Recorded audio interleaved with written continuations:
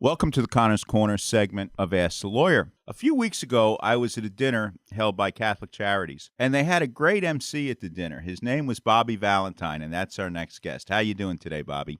I'm doing really a lot better than I was before this show because you said I was a great MC. I like that. I like that a lot. Thank you. Listen, a few days later, I was at a dinner, and the bishop was there, and the director of Catholic Charities, Monsignor Lapinto, and they all said they were very thrilled with the job you did that night. Well, I am there to serve, and the job that they do day in and day out is incredible. So anytime you can be part of something that's incredible, it's a good thing for your life. Getting back, some of our younger listeners may not remember. I think you got to be close to 60 years old to remember. But when you first came up, you were, as Casey Stengel would say, a phenom. You were the hottest rookie prospect that was in the major leagues. So where did your career start? Yeah, I was the number one draft of the Dodgers out of Stamford, Connecticut in 1968. It was a great Dodger draft with guys like Bill Buckner and Steve Garvey, Tom Paciorek, Sandy Vance, Ron Say, and the list goes on. So, yeah, I was a high C, and during the day I was going to class, and at night I was in uniform with the LA Dodgers. So things were going great for me at a young age. And eventually you got traded to the California Angels, and something happened. What was that? Well, actually, what happened with the Dodgers is I got beamed. I was in the hospital for weeks. So they didn't know if I'd come back. I did. Then I wrecked my knee with a full-blown ACL repair, which wasn't done very often in those days. Then I played that way for a year and a half. I got traded to the Angels. I was fully recovered, and like the dumb person that I am, I ran into a wall trying to catch a home run and broke my leg, and the rest is kind of history. I played another 7 years in the big leagues, retired when I was 29. I like to say I retired, but actually I was retired because no one wanted to sign me. And luckily became a third base coach when I was 31 and a manager when I was 35. Now, how'd you get to be a manager at 35? Nobody really does that. I mean, that's extremely young. Yeah, well, my career ended early, and as I said, I was fortunate to become a third base coach at 32 years old with the Mets. I did that for 3.5 years under three different managers of that no one would know other than Davey Johnson, I guess, and then my roommate from when I was a player with the New York Mets became the general manager of the Texas Rangers. And he wanted to change managers, and he did. And he called up his roommate and said, hey, why don't we come out here? Why don't I go out there to Texas and we could do a fun thing together? And we did. So I was the youngest manager in the major leagues and had a great team and worked for George W. Bush and did everything except for won some championships. And we probably would have done that if the wild card was in vogue or if steroids were in my clubhouse a little more than they were in others. Now, do you think most of the other managers knew their players were taking steroids? I mean, it's a stupid question, but deserves an answer. Yeah, I guess it deserves an answer. I think everybody knew what was going on. Some knew more than others, and some understood what they knew a little more than others because it kind of came on quickly, and there was no guidance through that era. So the answer to the question that had to be asked, I think, had to be answered as yes. What happened to Texas? Well, I had a grand old time in Texas. We were there for 7.5 years, and we were playing in an old AA stadium. No one knew who the Texas Rangers were. They expected us to have white hats and horses and patrol the streets. Instead, we were a baseball team. And, before I got out of there, it was a major league franchise where everyone was buzzed with the idea of baseball being played. And I got to move on to another job with the New York Mets where I was the minor league manager. Then I got a job in Japan. Then I got a job in New York. And then I got a job in Japan. So, all of that stuff was a fun part of my life. After Texas, when did you manage in Japan? Well, yeah, I left Texas, and then I was a third base coach and a advanced scout for the Cincinnati Reds for a year. I was then a AAA manager for the New York Mets. I then was the first foreign manager, the first non-Japanese manager to manage in Japan. Then I came back and I was the third base coach. I mean, the AAA manager again for the Mets. And then in '95, I was the manager of the New York Mets and stayed until 2002. Getting back to Japanese baseball, what was the difference between Major League Baseball and Japanese baseball when you were managing the first time? Well, not much difference other than the amount of practice that the Japanese players put in and the regimented baseball society. Ours was a lot looser and fancy free. They practiced for hours on end, and they reported for duty on time, and they did what they thought they were supposed to do. There wasn't a lot of freelancing out on the field, but other than that, it was pretty much the same game. Japan's over. How do you get connected back with the Mets again? Well, actually, the first time I went to Japan, the Mets asked me to come back, and with a little false hope, I did. I left a very high-paying job in a situation that I was knee-deep committed to, and came back and was kind of served some sourdough bread and got a bad taste in my mouth. Instead of being the major league manager, I was the minor league manager, and I did that for 4 months until I did become the major league manager. Now, who was the manager when you were down in was it Norfolk at the time? Yeah, I was in Norfolk, Virginia at AAA, and Dallas Green was the manager of the New York Mets. He gets fired, as almost every manager does. You take over. What was it like managing the Mets back then? Well, I went through a few different stages, and I took over. It was abominable. There weren't fans coming to the game. The players were all viewed as disrespectful kind of renegades who didn't know how to play the game and didn't really care to. The media was as hostile as any media could be in trying to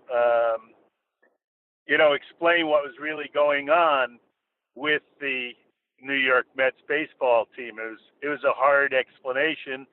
And what we did is change culture, mentality, and standings, and before it was all over, got to a World Series. Now, how did you change the culture? I mean, that's a lot easier said than done. Yeah, I wish I absolutely knew the step-by-step process that needed to be taken, because I did change it a bit in Texas, but it wasn't under quite the microscope. So often it starts with changing, some of the characters who, aren't necessarily the problem, but they're not part of the solution. And then you try to get a oneness in mind and make sure that the spoken word is being spoken in stereo and people are all on the same page, so that you start to develop some consistency of thought and action. And then you pray that the good players stay healthy so that the results are results that you can be happy and proud of. You finally make it to the World Series. New York Yankees. Looking back on it, are you disappointed you lost? Obviously you are. But what was it like to play in the World Series, to manage a team in the World Series? Well, of course, that was like no other World Series in our lifetime. It was New York against New York. It was, as big a hype as you could possibly get. And it was a spectacular experience. Every person on every corner, whether they liked baseball prior to that or knew baseball prior to that, were wearing their team's hat or jersey, were talking baseball. There was a buzz of excitement that I think everyone wanted to keep and savor. So it was one of the great experiences of my lifetime. Yeah, we came up short in a very, very hard fought and a really well played 5-game series. Each game an epic game unto itself, and when you get to look back at good memories, it's always fun. Now, why did you leave the Mets? I know it's a stupid question again. Well, I but got fired. I was yes. there for seven and a half years, and it became time to make a change, I guess. The World Series team was not replicated during 2001 season, really disrupted by 9/11, obviously, but we were sputtering at the time anyway.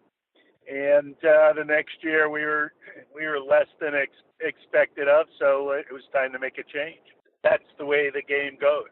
I know that, but I know you have your own viewpoint of it, but don't you think some teams fire managers just a little bit too quickly? Well, it's kind of like my mom used to deal with my pitching changes. She thought that, I either always took them out too soon or left them in too long. And so that idea of when or why a manager should be let go is all within the philosophy of the different organizations.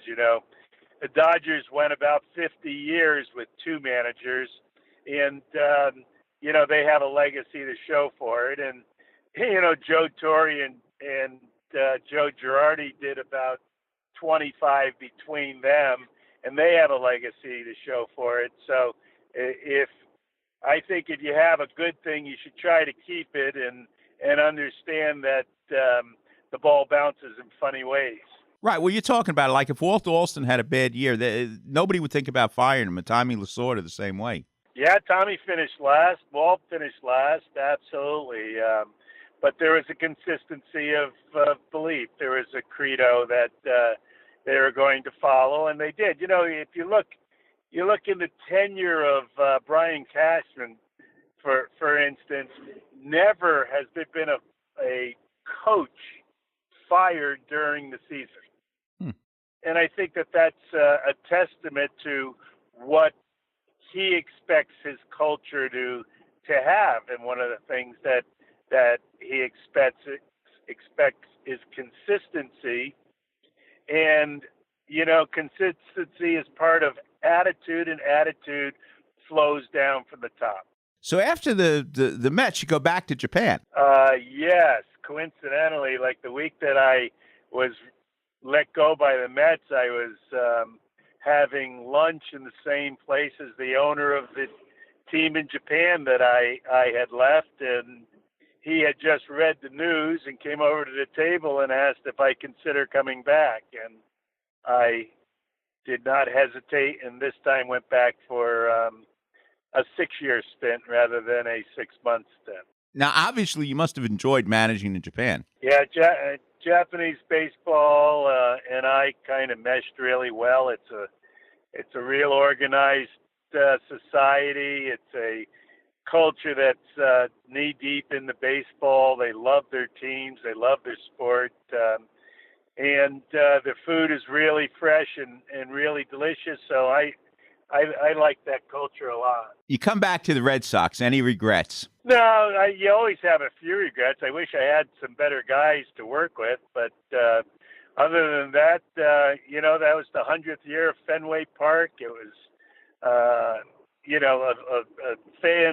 a fan's delight every weekend. We were home with bringing back, super teams from the past. I got to see a lot of people that I played with and played against over the years and managed with and managed against. So, it was a great year's experience for me. It just was a lousy ending where, we had less major league players than anybody in the major leagues, and we played like it.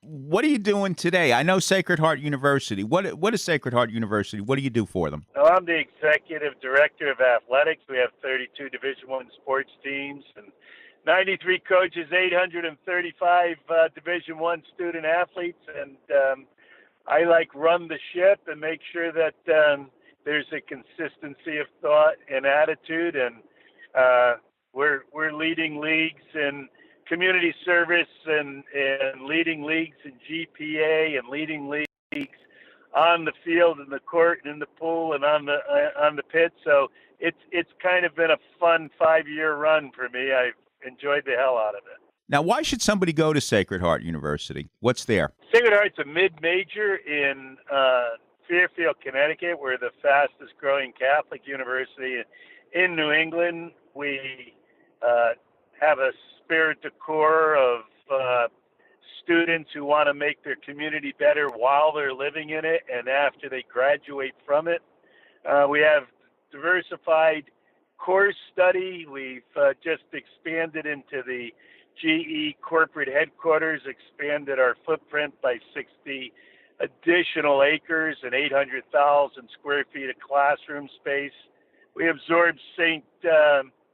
Vincent's Women's College of Nursing into our nursing facility. We offer business, engineering, and many other degrees. So if that's what someone's looking for in a 4-year stint while learning inside and outside a classroom how to be a better person, Sacred Heart's the place to be. Now, I understand from some of my buddies that live in Connecticut, you have a restaurant there? Well, I started in the restaurant business in 1980, and this would be basically my going on my 40th year in the restaurant business. And I went from an old location to a new location. I have now that type of restaurant in both Stamford and Windsor Locks, Connecticut, right outside the Hartford Airport, where we have 10,000 square feet in each location, over 400 televisions. We do the sports thing. We do the food thing.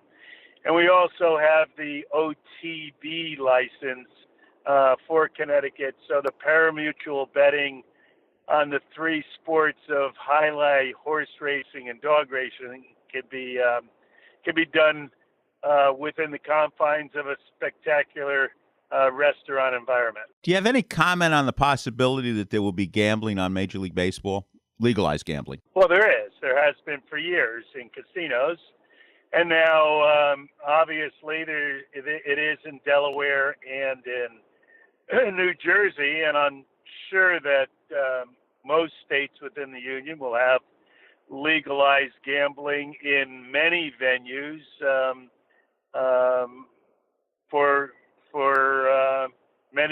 for many states. But do you feel it's good or bad for the sport? Well, I think it's fine for the sport. It's been going on for many years legally. It's been going on for even more than those years illegally. So nothing will change if, in fact, they're allowing states to collect taxes on dollars that are waged rather than not collect taxes. A lot of people admire you because you've had your ups and downs, and you always keep coming back, and you always seem to have a positive attitude. And I think that's an inspiration for a lot of the working people out there. Well, thanks. I believe if you don't fail, you can't succeed. And the true test of a man is not how he stands, but how he gets up when he's knocked down. Bobby Valentine, thank you for what you did for Catholic Charities a few weeks ago. Catholic Charities of Brooklyn and Queens. Thank you. Good luck with you at Sacred Heart with your business. And okay. We hope to see you next year at Catholic Charities of Brooklyn and Queens. Well, I'm all around, and I do a lot of the Catholic charities in Connecticut, and we're trying to get the school system all fixed up, too, and I think before long we will. Thank you for what you're doing. Thank you, bro. Take care.